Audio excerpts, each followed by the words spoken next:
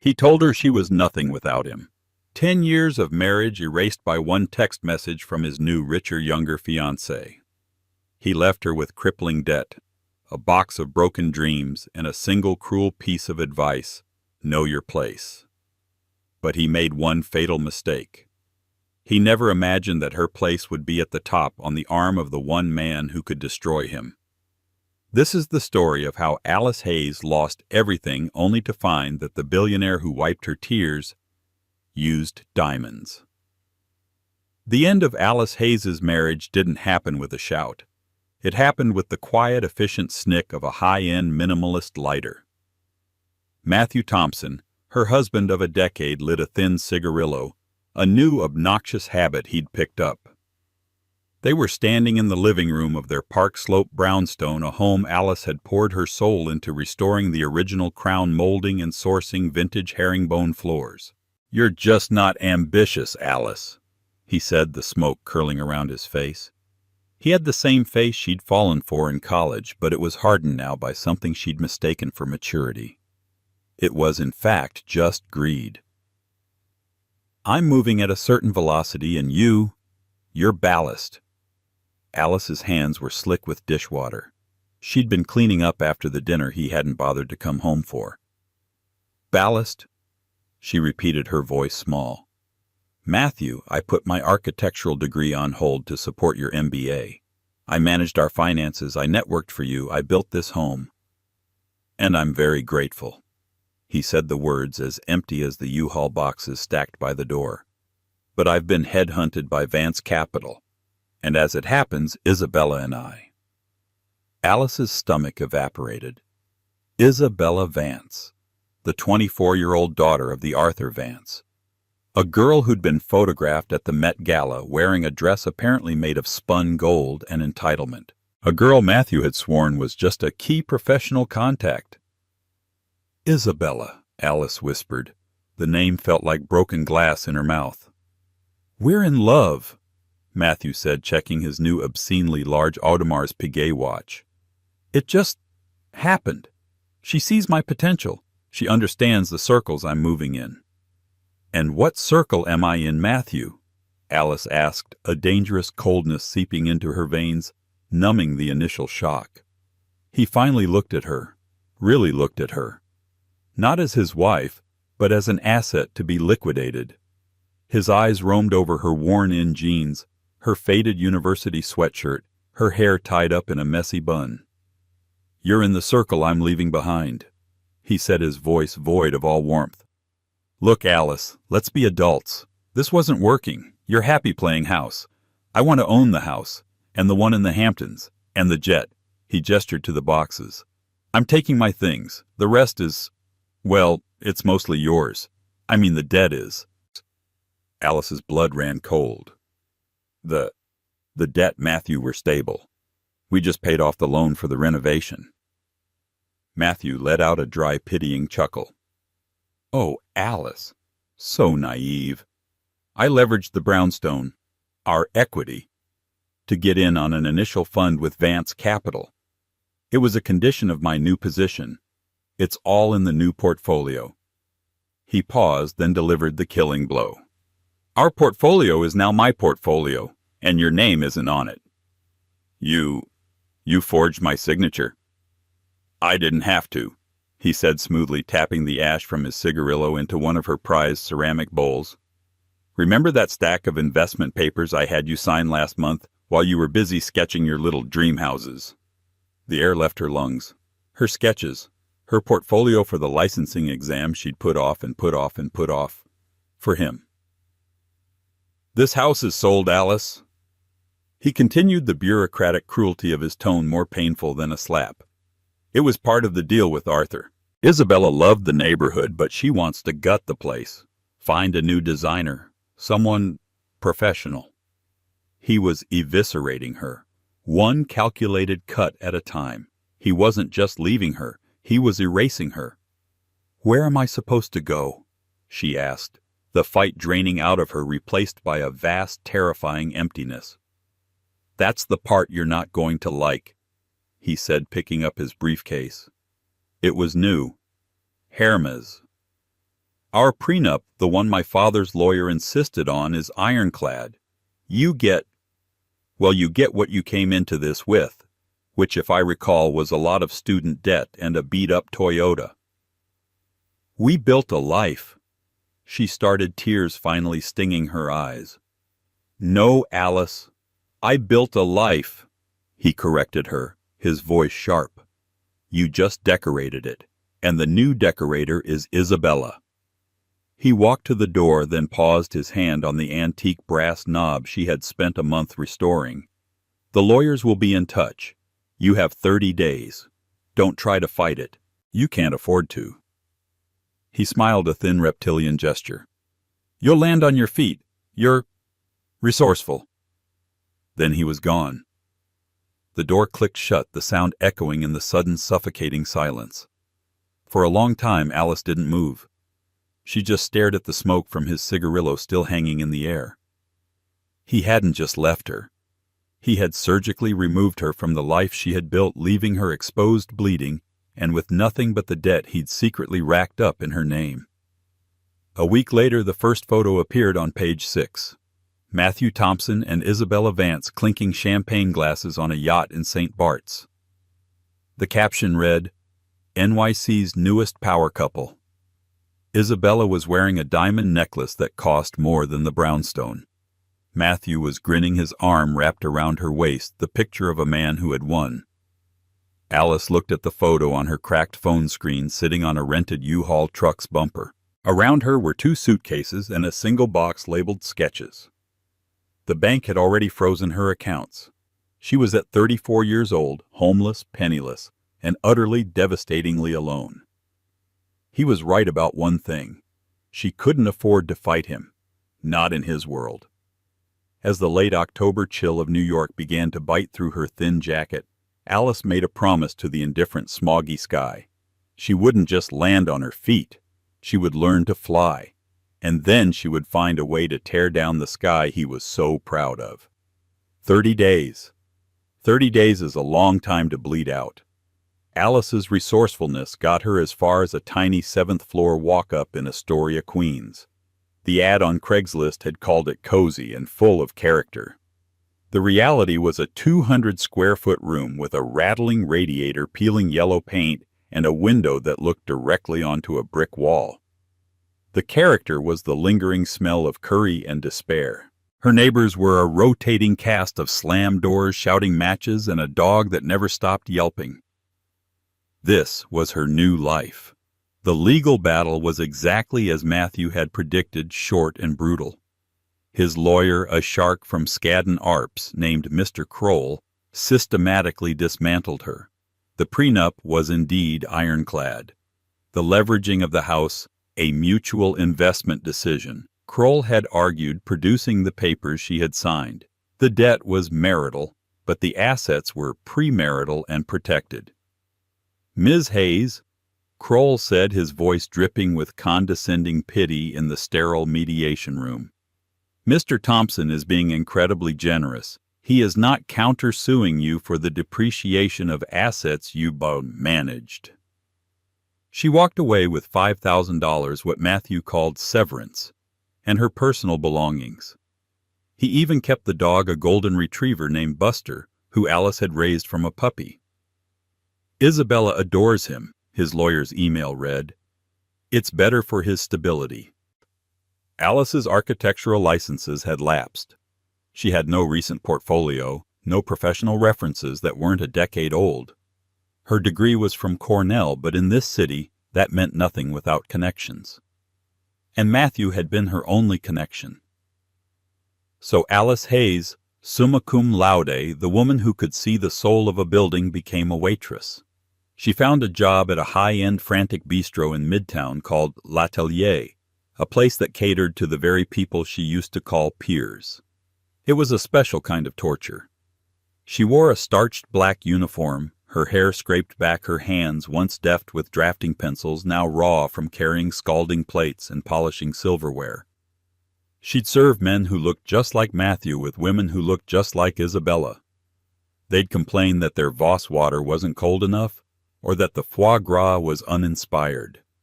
Alice would smile her new dead-eyed waitress smile, say, "Right away, sir," and die a little more inside. Her paycheck evaporated before it hit her account. First the deposit on the apartment, then servicing the minimum payments on the credit card debt Matthew had left her with. She ate the leftover bread from the restaurant kitchen and walked the 2 miles to the subway station to save the bus fare. Shame was a constant physical ache. She'd stopped calling her parents who were retired in Florida. How could she tell her father, who had been so proud of her, that she was a 34-year-old failure serving cocktails to finance bros? The digital ghost of her old life was the most brutal. Matthew and Isabella were everywhere. Their engagement party was a multi-page spread in Vogue. The theme was modern royalty. Isabella wore a custom Oscar de la Renta. Matthew, in a bespoke Tom Ford tux, was quoted as saying, "I finally found my equal. My life didn't truly begin until I met Isa." Alice read the article on her phone during her 15-minute break, huddled in the restaurant's back alley next to a mountain of reeking garbage bags. A tear, hot with anger and humiliation, dripped onto the screen. She was invisible. He hadn't just erased her. He had written a new, better story over her, and the whole world was reading it. One rainy Tuesday night in November, the restaurant was slow. Alice was polishing glasses at the bar, her mind drifting to structural integrity and load-bearing walls, anything but her life, when he walked in. Not Matthew. Someone worse. Arthur Vance. Isabella's father. He was with a group of men, all loud, all expensive. Alice's heart hammered against her ribs. She turned, hoping the shadows of the bar would hide her. "You girl waitress?" Alice froze. Arthur Vance was snapping his fingers at her. She turned back slowly, keeping her eyes down. "Yes, sir. What can I get for you?" "A bottle of the 96 Lafite, and be quick about it," he barked. She retrieved the bottle from the cellar, her hands shaking so badly she was terrified she'd drop the $4,000 bottle. Her manager, a weaselly man named Jean-Pierre, watched her like a hawk. She presented the bottle. "A 1996 Chateau Lafite Rothschild, sir. An excellent choice." She recited the vintage notes from memory, a leftover skill from the dinners she and Matthew used to host. Arthur Vance looked up, squinting at her. "Do I know you?" "You look familiar." I have one of those faces, sir." Alice mumbled, her hands steady as she worked the corkscrew. "No," he mused. "I know. You're Matthew's girl. The first one. Alice." He didn't say it with malice. He said it with the casual indifference of a man identifying a piece of furniture. The entire table went silent. Alice felt the blood drain from her face. "So," Vance continued, a cruel smirk playing on his lips, "this is where you landed. Good for you. Honest work." He turned to his friends. "This is Matthew Thompson's ex-wife. My daughter's fiancé. Talk about trading up, eh?" The table chuckled. Alice's skin was on fire. She wanted to pour the deep red, priceless wine all over his smug, entitled face. She wanted to scream. She wanted to vanish. Instead, she finished the pour with a perfectly steady hand. "Will there be anything else, Mr. Vance?" she asked, her voice a chillingly calm monotone. He waved a dismissive hand. "No. Run along." Alice walked back to the bar, her spine rigid. She could feel their eyes on her back. She could hear their laughter. She went into the staff bathroom, locked the door, and slid to the floor, biting her fist to keep from screaming. This was rock bottom. Not just poor, not just alone, but a public joke. A cautionary tale. The before picture in Matthew and Isabella's perfect after. She stayed there until her knuckles were white and her breath came back. She stood up, splashed icy water on her face, and looked at the woman in the cracked mirror. The woman with the red-rimmed eyes and the cheap polyester uniform. "He doesn't get to win," she whispered to her reflection. "He does not get to win." She walked back out, finished her shift, and on the long, cold walk home she made a decision. She was done mourning. She was done being a victim. The next day she cashed her meager paycheck. She spent half on rent and bills. With the other half she didn't buy groceries. She went to an art supply store in Soho and bought a new set of high-quality drafting pens, a T-square and the most expensive professional-grade moleskin sketchbook they had. That night, for the first time in months, Alice Hayes didn't cry. She designed. The winter was a blur of 16-hour days.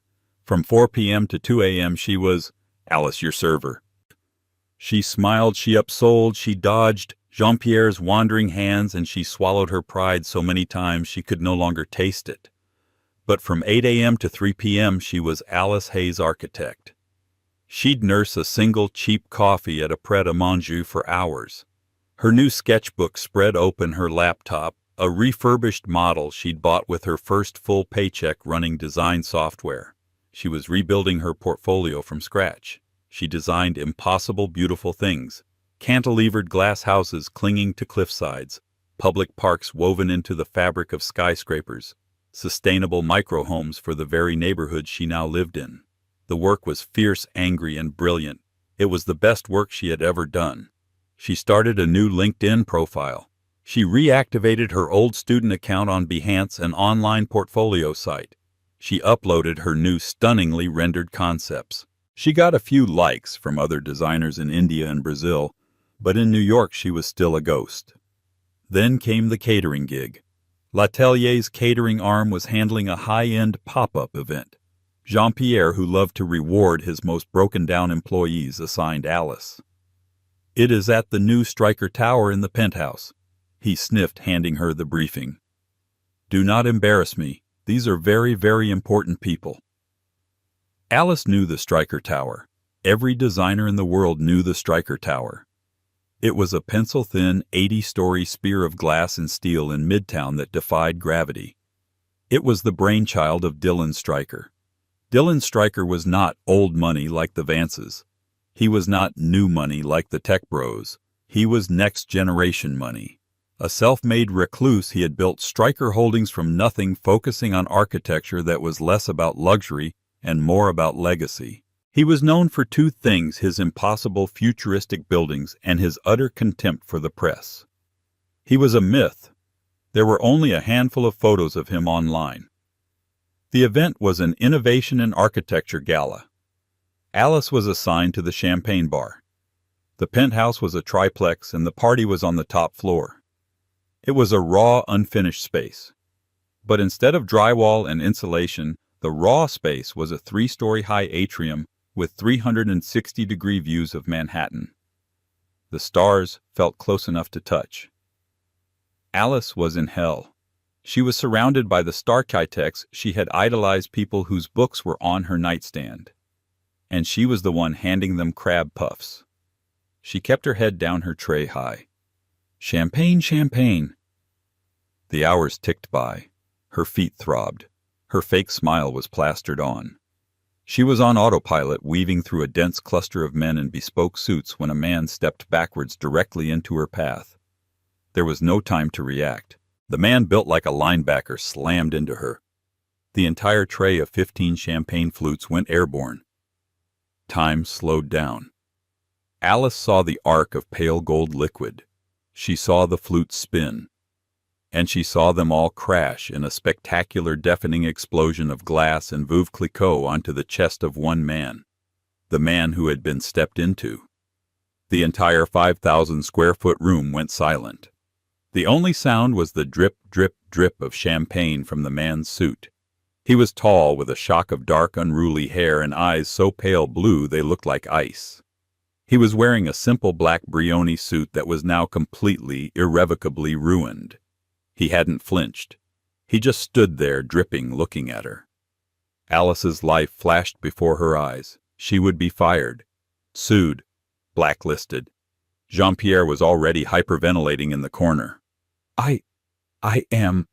Sir, I am so terribly—" She stammered, her hands flying to her face, as she did the one thing she'd brought for herself.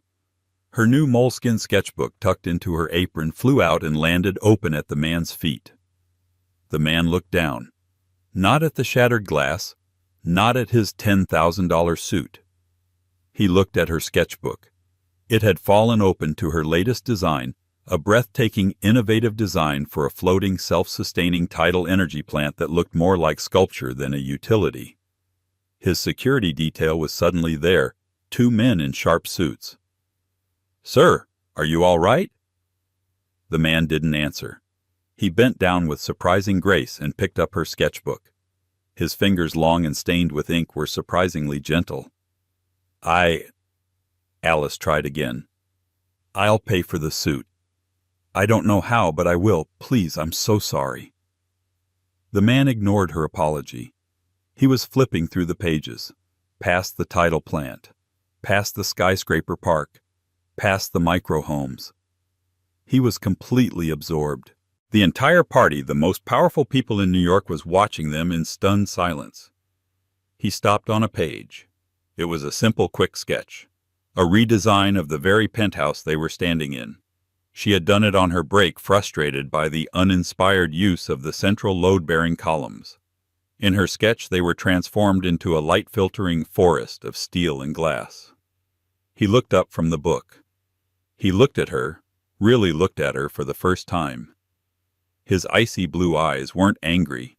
They were electric. "Who are you?" he asked. His voice was quiet, a low, gravelly rumble that cut through the silence. I'm Alice, the waitress, sir." "No," he said, tapping the sketchbook. "Who is this?" That's me, sir," she whispered. The man who had bumped into her, a red-faced developer Alice recognized, finally spoke. "Dylan, my apologies. This clumsy girl, I'll have her fired at once." Dylan Stryker didn't even look at him. His eyes were locked on Alice. "Don't fire her," Dylan said, his voice dropping another octave, making the developer flinch. "Get her a new tray." He turned back to Alice. He closed the sketchbook and handed it back to her, his fingers brushing hers. The contact was like a small electric shock. "This sketch," he said, tapping the cover. "The columns. It's a good solution. The current engineers are idiots. They say it can't be done." "It can," Alice said, her voice finding a sudden, surprising strength. "They're not accounting for the lateral stress distribution. If you use a triple helix support structure within the beams and anchor them to the subfloor, you can open the entire core. You could, She trailed off, horrified. She was lecturing Dylan Stryker on his own building. Dylan Stryker smiled. It was a small, dangerous, devastating smile. "I know," he said. He reached into his pocket, pulled out a black metal business card, and pressed it into her hand. "My suit is ruined. You're going to have to pay for it." Alice's heart sank. "Sir, my assistant Anya will be in touch. She will schedule a time for you to come by my office and discuss your payment plan." He then turned his security detail, parting the crowd, and walked away, leaving Alice standing in a puddle of champagne, holding a business card that felt heavier than gold. Arthur Vance, who had been watching the entire exchange from across the room, looked confused. Then, for the first time that night, he looked nervous. The next morning, Alice was fired. "Mr. Stryker's office was very clear," Jean-Pierre said, not meeting her eyes, as he handed her a small envelope with her final pay. "You are not suited for the service industry. He paid for the damages, the champagne. He said he would be handling your employment." Alice walked out of L'Atelier into the bright, cold morning, her mind reeling. Handling her employment sounded ominous. She looked at the black metal card in her hand. It was impossibly heavy. It had only a name, Dylan Stryker, and a single phone number. She called it from a payphone. She didn't want the call traced to her cell, a ridiculous paranoid thought. A voice answered on the first ring. It was female, crisp, and sounded like it could organize a military coup before breakfast. "Anya Petrova speaking." "Hello. My name is Alice Hayes. Mr. Stryker gave me this number. About a suit. There was a pause. Alice could hear the faint, rapid click-click-click of a keyboard. Ah, Ms. Hayes. You're in the schedule. We've been expecting you. Mr. Stryker is free at 3:00 p.m. A car is waiting for you at your home address. My home address, Alice stammered, looking around the grimy Astoria Street. Yes, the light gray Audi A8 at the corner of 34th and Steinway. The driver's name is McHale. He'll bring you to the main office. Please be prompt. The line clicked dead. Alice turned. A pristine-tinted Audi was parked at the corner, invisible to everyone but her. This was insane. The ride was silent. McHale didn't speak. They glided from the grid of Queens into the heart of Manhattan, pulling up not to the Stryker Tower, but to a quiet, unmarked black granite building in Soho that Alice had never noticed before. The lobby was a cavern of cool gray limestone and shadows. Anya Petrova was waiting. She was a tall, severe woman in a black Armani dress. Ms. Hayes, this way. They didn't take an elevator. Anya led her down a hallway through a set of heavy steel doors and into a space that made Alice's heart stop. It wasn't an office. It was a workshop, a massive 2-story studio filled with drafting tables, 3D printers, and architectural models that looked like they were from 50 years in the future. The walls were covered in blueprints, sketches, and material samples. Dylan Stryker was at the far end arguing with a 3D model on a holographic projector. He was wearing jeans and a simple gray t-shirt that stretched across his shoulders. He looked more like a construction foreman than a billionaire. Anya, tell me again why I'm paying the Renzo Piano team, he said, not looking up. This is derivative. It's boring. You're paying them because they are Renzo Piano Dylan, Anya said, her voice softening slightly. And your 3:00 p.m. is here. Dylan turned. His ice blue eyes landed on Alice. He dismissed the hologram with a wave of his hand. Ms. Hayes, thank you for coming. Coffee. No thank you, Alice said, clutching her portfolio to her chest. She had brought it just in case. Good. Coffee is a waste of time, he said, striding over. He was an intimidating presence, radiating energy and impatience. Let's talk about your debt. That suit was a one-of-a-kind, bespoke. It's going to be very, very expensive to replace. Mr. Stryker, I can set up a payment plan, my last paycheck. Don't be ridiculous, he snapped, but not unkindly. You couldn't afford the buttons on that suit with 10 years of your waitress salary. No, your debt is not to me. It's to your own talent. He pointed to her portfolio. Is that new work? Yes. Show me. For the next hour he sat with her at a massive worn wooden table. He didn't just look at her designs. He interrogated them. Why this angle? The light refraction is off. This material. Do you know the thermal expansion coefficient of titanium-plated ceramic? It's clever, but it's not honest. This curve, it's hiding a structural flaw, not celebrating it. Alice, for the first time in years, felt alive. She fought back. The curve is necessary to diffuse the wind shear. If I'm honest, as you say, the building will whistle. The thermal coefficient is irrelevant if you use a nano-insulation layer, which I've accounted for in the budget. Page 4.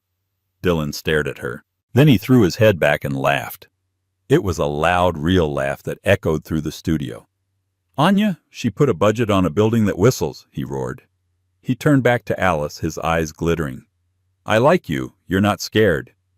I'm terrified, Alice admitted, her voice shaking. But I'm more terrified of working at L'Atelier for the rest of my life. Good. Fear is a motivator, he said, his face turning serious. He stood up and walked to the window, looking out over Soho. I have a project. A small one. A problem. He pointed to a large physical model on a table. It was a new luxury condo building for the waterfront in Dubai. It's a beautiful building. It's also sterile. It has no soul. My clients are unimpressed. They say it lacks a story. He looked at Alice.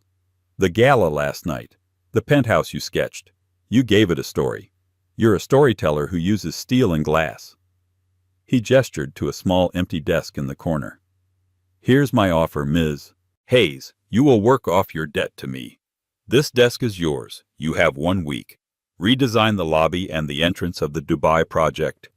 Give it a soul. Alice stared at him. A week? Is that a problem? No, but what's my compensation? She asked, emboldened. Dylan raised an eyebrow. Compensation. I'm giving you a desk. I'm giving you access to my software, my printers, my team. I am giving you a chance. If your design is good, we'll talk compensation. If it's bad, the waitress uniform is waiting. And if it's brilliant? Alice asked, her chin high. Dylan smiled that dangerous smile again. If it's brilliant, I'll buy you a new suit. He turned to leave. Oh, and Alice. Yes. Anya has an advance for you. You can't design for Dubai looking like you live in Queens. I do live in Queens, she said. Not anymore, he replied. Anya, find her one of the corporate apartments in the Stryker Tower. I want her focused. 1 week. Starting now. He walked out, leaving Alice in the middle of the most advanced architectural studio in the world, her head spinning. Anya was already on her phone. A car will take your things from Astoria to your new apartment. 24A. It has a view of the park. Your key card is here. Your starting advance is $50,000. It's on this debit card. Now what do you need for your desk? Pens, paper, a different colored chair. Alice looked at the desk, then at the model, then at the debit card. $50,000. I need coffee, Alice said, her voice firm. A lot of it. And I need the structural blueprints for the Dubai project. The real ones, not the client-facing mock-ups. Anya smiled, a genuine, terrifying smile. I'm going to like you. Alice didn't sleep for 7 days. She lived on caffeine and adrenaline fueled by the sheer, unadulterated joy of creation. The corporate apartment in the Stryker Tower was a palace in the sky, all white marble and floor-to-ceiling glass. But Alice only used the shower. She spent her nights in the Soho workshop wrestling with the Dubai lobby. The problem, she realized, wasn't the design. It was the intention. It was designed to impress, not to welcome. Alice threw out the entire concept. The client wanted a story. She gave them one. Drawing on the history of Bedouin culture and desert pearls, she redesigned the lobby as a journey. She used water not as a sterile water feature, but as a living, breathing element that flowed from a central oasis-like courtyard. She used beaten brass, not high-shine chrome. She designed a massive, intricate 3D-printed mashrabiyah screen that would cast shifting geometric shadows across the limestone floor, tracking the sun's path. It was bold, it was expensive, and it was the best thing she'd ever designed. On the 7th day, she printed the final renders and placed them in Dylan's office. She didn't wait for his approval. She went back to her new apartment, collapsed, and slept for 18 hours. She awoke to 27 missed calls from Anya. She rushed to the workshop, her hair still damp, convinced she was fired. Dylan was in the main studio on a conference call with a projector. A group of men in traditional thobs were visible on the screen. I agree, Your Highness, Dylan was saying. It is a masterpiece. It's exactly the soul the project was missing. The man on the screen, who Alice vaguely recognized as a member of the Dubai royal family, nodded. The designer, this, A. Hayes. Who is he? Dylan looked up and saw Alice standing in the doorway looking terrified. He smiled. He is a she, and she is standing right here. Your Highness, meet Alice Hayes. She is the new head of concept and innovation at Stryker Holdings. Alice's knees buckled. The prince's eyes widened. A woman, mashallah. The pearl divers were often the women. It is a fitting tribute. Ms. Hayes, your work is poetic. We approve the new design. We will wire the additional funds. The call ended. Dylan turned to Alice. Head of concept, she whispered. You can't be an intern forever, Dylan said, tossing her a Black Striker Holdings keycard. Your salary is $400,000, plus bonuses. Anya has the contract. Don't be late for your first day, you're already 2 hours behind. He started to walk away. Dylan, she called out. He turned. Thank you, she said, her voice thick. You didn't just give me a job. You gave me back my life. I didn't give you anything, Alice, he said, his voice soft. You earned it. Now stop being sentimental and get to work. The London project is a mess. Alice's rise was meteoric. The Dubai Pearl Lobby was a global sensation. Architectural Digest ran a 10-page spread. They called her the storyteller in steel. Dylan was a relentless, brilliant, and demanding mentor. He didn't coddle her.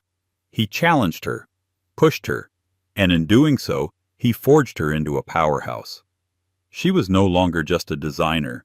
She was a negotiator, a leader. She learned to command a boardroom, to tear down a contractor's bad estimate, and to see a project through from a sketch to a skyscraper. She moved out of the corporate apartment and into her own loft in Tribeca, a gorgeous pre-war space she renovated herself. She paid off Matthew's debt in a single bank transfer. She started dressing the part, swapping her waitress uniform for the Row Max Mara and custom-tailored suits. And with Dylan, something else was growing. A deep, unspoken connection. They worked late nights, their arguments about design bleeding into conversations about life. He was the first person to see her, not her potential, not her past, but her. But the past, it turned out, wasn't done with her. The gossip columns had noticed. Mysterious new design star on Billionaire striker's arm. They ran photos of her and Dylan leaving a site inspection, their heads bent close together. In an office at Vance Capital, Matthew Thompson stared at one of those photos.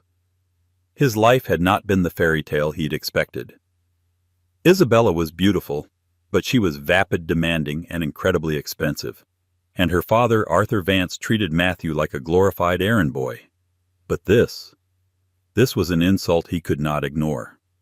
Alice, his Alice, the mousy, compliant wife he had discarded. Now she was this sleek, confident, powerful woman. And she was with Dylan Stryker. Jealousy, hot and acidic, consumed him. But then another thought emerged. A colder, more calculating one. Vance Capital was in trouble. Arthur had over-leveraged on a bad real estate deal. The banks were circling. Their one lifeline was a massive city-sanctioned urban renewal project in Hudson Yards, and the lead developer on the project, Stryker Holdings. Matthew saw an opening, an in. He called Alice's new private office number. Her assistant, a very efficient young man, put him on hold for 10 minutes before Alice's voice came on the line. Matthew? Her voice was ice. Alice, wow. You sound great. Listen, I know things ended badly, but I've been following your success. It's incredible. You're incredible. I always knew you had it in you. What do you want, Matthew? A meeting, he said, injecting a fake humble tone. For Arthur, for Vance Capital. We want to partner on the Hudson Yards project. We have the political connections, you have you have Dylan. It's a win-win. I'm not in charge of partnerships, she said. Come on, Alice. We both know he listens to you. Just one dinner. For old time's sake. Let me make my case. Please. I miss my friend. Alice was silent. He thought she'd hung up. Fine, she said. One dinner. L'Atelier. 8 p.m. Tomorrow. Matthew beamed. L'Atelier. The place she'd waitressed. She was sending a message trying to show him how far she'd come. It was perfect. Pathetic, but perfect. The next night, Matthew arrived first. He watched Alice walk in. She was wearing a midnight blue Tom Ford dress that was both professional and devastatingly beautiful. Her hair was down. She looked like a queen. "Alice, you look—" "Matthew, let's not," she said, sitting. She didn't look at the menu. "I'll have a glass of water." Jean-Pierre, the manager, scurried over. "Ms. Hayes, a pleasure. Mr. Stryker is not with you tonight." "Not tonight, Jean-Pierre," she said kindly. The manager bowed. "Of course. Anything you need." Matthew watched his jaw tight. "So," he said, "you're a regular." "I own the restaurant now," Alice said, simply, her eyes flat. "Dylan and we're part of an investment group that bought the entire chain last month. I'm restructuring their brand. Jean-Pierre is being reassigned." Matthew's blood ran cold. "Alice," he stammered. I'm sorry. For everything. The way I left. Arthur. He pressured me. Isabella. It was all about the deal." "Is that what this is?" she asked. "A deal?" "No. It's me telling you I made a mistake. A terrible mistake. She's not you, Alice. She's shallow. All she cares about is her Instagram." "And you're a man of deep moral character," Alice said, her voice dangerously quiet. I'm a man who's in trouble," he admitted. "Vance Capital is sinking. If we don't get this Hudson Yards deal, we're done. Arthur will be ruined. I'll be ruined. They'll fire me." He reached across the table, grabbing her hand. She flinched, pulling it away. "Please, Alice. You're the only one who can help me. Talk to Stryker. Tell him we're a good bet. Just give me this one chance. For the 10 years we had." Alice looked at him. The man she had loved. The man who had destroyed her. He looked pathetic. His new watch was too big for his wrist. His suit was trying too hard. He was weak. "I'll see what I can do," she said. Matthew's face lit up with a desperate, pathetic relief. "Alice, thank you. I knew you wouldn't. I knew you were still the good, kind person I didn't say I would help, Matthew," she interrupted, standing up. "I said I'd see what I can do. The truth is, Stryker Holdings has been monitoring Vance Capital's debt for months. We were curious." "Curious? What? What do you mean?" "I mean," Alice said, dropping a few bills on the table for her water, "you shouldn't have leveraged a failing company." Matthew's face went white. What are you talking about?" "Vance Capital isn't just in trouble, Matthew. It's insolvent. The deal you're referencing, the bad real estate. You overpaid. By about 30%. How could you know that?" Alice smiled, and for the first time it was the same dangerous smile Dylan Stryker had. "Because," she said, "the shell corporation that sold you that bad deal was mine, or rather a subsidiary of Stryker Holdings that I manage. We bought the debt, bundled it, and sold it to the one firm foolish and desperate enough to buy it yours." Matthew looked like he'd been shot. No, that's illegal." "It's not. It's just smart business. You taught me that, Matthew. Leverage your assets. You just didn't realize that your biggest asset was me." She leaned in her voice a whisper. "Arthur Vance is ruined. And you, Matthew, you're the one who signed the papers. You're the one who championed the deal. When this goes public tomorrow, who do you think he's going to blame?" "Alice." "No. Please." He was begging now, his eyes wide with terror. "Know your place, Matthew," she said, her voice velvet and steel. "This is my circle now." She turned and walked out of the restaurant, not looking back, leaving her ex-husband to drown in the ruins of the life he'd tried to build on her bones. The fallout was immediate and catastrophic. The Wall Street Journal headline the next morning read, "Vance Capital collapses, fraud and mismanagement alleged." The article detailed a series of disastrous high-risk investments culminating in the Hudson Yards overleverage. The SEC announced an immediate investigation. Matthew Thompson's name was mentioned as the portfolio manager who signed off on the final fatal deal. Arthur Vance, in a desperate attempt to save himself, threw Matthew to the wolves. He publicly fired him for gross negligence and fed the press stories about Matthew's reckless ambition and unvetted deals. Isabella Vance's Instagram went silent. 2 days later, a gossip site reported she had fled to a wellness retreat in Switzerland, and the engagement was indefinitely postponed. Matthew was ruined. He was toxic. He was facing legal action from Vance from the SEC and from a dozen other investors. His assets were frozen. He was in a single stroke more destitute and reviled than Alice had ever been. Alice read the news in her sun-drenched Tribeca loft sipping coffee. She felt quiet. It wasn't the giddy rush of revenge she'd expected. It was the calm, clean, satisfying click of a lock falling into place. It was justice. "You're quiet," Dylan said. He was standing in her doorway, having let himself in. Their relationship had shifted from professional to personal in the slow, inevitable way two forces of nature collide. He was holding a garment bag. "I'm just processing," Alice said, gesturing to the news on her tablet. "He did it to himself, Alice," Dylan said, walking over. He looked at the headline.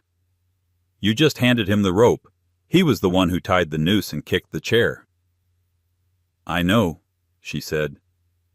"It's just strange to be on this side of it." "This is the side you belong on," he said. He kissed the top of her head. "Now put the past away. We have the future to attend to." He dropped the garment bag on her sofa. "What's this?" "The future. It's black tie," he said. "The Architects Guild Gala is tonight. You're the guest of honor." "I am. They're giving you the Visionary Award for the Dubai project. I'm just your arm candy." Alice laughed. "You are the least arm candy person I have ever met." "Get dressed, Hayes," he smiled. "We have a party to crash." The dress inside the bag wasn't a dress. It was a weapon. A custom Schiaparelli gown in a deep sapphire blue. It was both architectural and fluid, with a bodice that looked like it had been sculpted from a single piece of titanium. Alice was zipping it up when Dylan came into her bedroom. He stopped. "Well," he said, his voice rough, "that'll do." "It's a lot," Alice said, suddenly nervous. "It's perfect," he said, "but it's missing something." He reached into his pocket and pulled out a long velvet graph box. Alice's breath caught. "Dylan, no, you've done too much." "Shut up and open it," he said, his eyes soft. She opened the box. Inside, nestled on black velvet, was a necklace. But necklace was the wrong word. It was a river of diamonds, massive pear-cut and emerald-cut stones flowing into a central staggering canary yellow diamond the size of a robin's egg. It wasn't a gift. It was a statement. It was a coronation. Matthew once told Isabella's family that they traded up when he left me for her." Alice whispered, her fingers tracing the cold, brilliant stones. "He said she had diamonds." "He was wrong," Dylan said, taking the necklace from the box. His hands were warm on her neck as he fastened the clasp. "He left a diamond for a piece of glass. He just didn't know how to tell the difference." Alice turned and looked in the mirror. The woman looking back was a stranger. She was radiant. She was powerful. The diamonds didn't weigh her down. They were a suit of armor. The gala was at the Frick Collection. The room was a sea of black and white, a who's who of New York's elite. When Dylan and Alice walked in, the room didn't just go quiet. It hushed. This wasn't the mysterious new designer. This was Alice Hayes, head of innovation at Stryker Holdings, wearing the Stryker Canary Diamond. It was a declaration. She was giving her acceptance speech, a smart, funny, and gracious speech about the future of sustainable architecture, when she felt a ripple in the crowd. A disturbance. A man disheveled and frantic had shoved past security at the door. He was yelling, "Alice! Alice, you have to help me!" The room turned. Security was moving in, but the man was faster. It was Matthew. He looked terrible. He was wearing the same suit from their dinner, now stained and rumpled. His eyes were wild. He was a man on the edge. "Alice!" he screamed, his voice cracking. They're taking everything, my apartment, my car. I'm ruined. You did this." Dylan stepped in front of Alice, a silent, immovable wall. "Matthew," Alice said, her voice amplified by the microphone. It was steady, cold. "You're making a scene." "A scene?" He laughed, a high-pitched, hysterical sound. "You destroyed my life, and you're worried about a scene. You bitch. You did it on purpose. That whole deal. It was you." "Yes, it was," Alice said, her voice echoing in the stunned silence. "But why, after everything I loved you? You loved my support," Alice said, stepping out from behind Dylan. She was no longer hiding. "You loved my connections. You loved my ability to make you look good. And when you thought you found someone better, someone richer, you threw me away. You left me with nothing, Matthew. You told me to know my place." She walked to the edge of the stage, the diamonds on her neck scattering light across Matthew's ruined face. I made a mistake," he sobbed, his bravado crumbling. He fell to his knees. "I'm sorry, I'll do anything. Take me back, Alice. We can start over. I'll divorce Isabella." The crowd gasped. It was pathetic. It was grotesque. Alice looked down at the man kneeling at her feet, the man who had held her future in his hand and crushed it. She felt nothing. No pity, no anger, just release. "Take you back, Matthew," she said, her voice quiet but carrying. "Why would I do that? You're a bad investment, and I don't make bad investments anymore." "Please," he whispered. "I have a new life, Matthew," she said. "A new job, a new home. And as for my tears," she reached up and touched the massive yellow diamond at her throat. "They've been handled." She turned her back on him. "Security, please remove the ballast." As Matthew was dragged out screaming and sobbing, Alice turned back to the crowd. She raised her glass. "To the future of architecture," she said, her voice ringing with absolute unbreakable confidence. Dylan Stryker, standing in the front row, wasn't just smiling. He was beaming. And he was, for the first time in his life, in awe. The gala cemented Alice's status. She wasn't just Dylan Stryker's woman. She was Alice Hayes, the visionary. The woman who had in front of 300 of the city's most powerful people calmly and surgically dismembered her past. Life was no longer about survival. It was about building. Alice and Dylan were a formidable team, professionally and personally. Their partnership was wildly successful, with Stryker Holdings now building entire neighborhoods under Alice's sustainable urbanism philosophy. Their personal relationship was a quiet, strong space. Dylan's gifts weren't jewels but respect and funding. He backed her design for a new community center in her old neighborhood. The Stryker Canary Diamond was retired. Her new diamonds were the blueprints for the Hayes Wing at Cornell and the Alice Hayes Grant for Women in STEM. 2 years later, Alice was on a site visit for her most ambitious project, a revolutionary carbon-neutral tower. Dressed in a hard hat and boots, she was arguing with an engineer when her assistant Leo ran over. "Ms. Hayes, you need to see this." He held out a tablet. The news alert wasn't about zoning. It was a small article from a New Jersey paper, "Former Finance Manager Sentenced." She read it. Matthew Thompson had finally been sentenced. Not for the Vance Capital fraud he'd cut a deal blaming Arthur Vance. Instead, he received 18 months for a string of petty crimes, check fraud, and credit card kiting. He was living in a Secaucus motel, Leo read, and was arrested trying to use a fake credit card to buy a bus ticket. Alice stared at the grainy, haggard mugshot. The handsome man she married was gone, replaced by a hollow-eyed, defeated stranger. He was unrecognizable. "Do you want to make a statement?" Leo asked. Alice handed the tablet back. No statement. She turned to the engineer. Right. The wind shear at 600 feet. Show me the data again. The engineer snapped back to attention.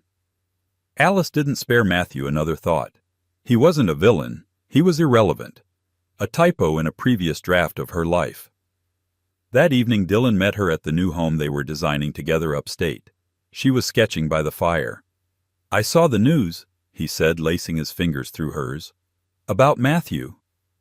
I know, she replied, not looking up. How do you feel? Alice paused, considering. The betrayal, the rage. She realized it was all gone. I feel, she said, tapping her pencil on the paper, like this support beam is in the wrong place. It's interrupting the flow of the room. It needs to go. She erased the line with a firm, confident stroke. The page was clean. Dylan watched her, his heart full. You're right, he said, looking at her design. It's much better without it. It's perfect. Alice smiled, leaning her head on his shoulder, and continued to draw the blueprints for their new life. She had been left for a rich girl and saved by a billionaire. But in the end, she had become the architect of her own magnificent and priceless future. Alice's story isn't just about revenge, it's about reclamation. It's a reminder that your worth is never determined by the person who discards you. Matthew saw her as disposable. Dylan saw her as a diamond. But in the end, Alice learned to see herself as the entire mine. What do you think was Matthew's biggest mistake? And what do you think Alice's next power move should be? I read all your comments, so let me know below. If you were inspired by Alice's journey from heartbreak to the head of the board, please show your support and hit that like button. Share this story with someone who needs a reminder of their own power. And most importantly, subscribe and ring that notification bell. We have so many more stories of justice and triumphant transformation to share with you.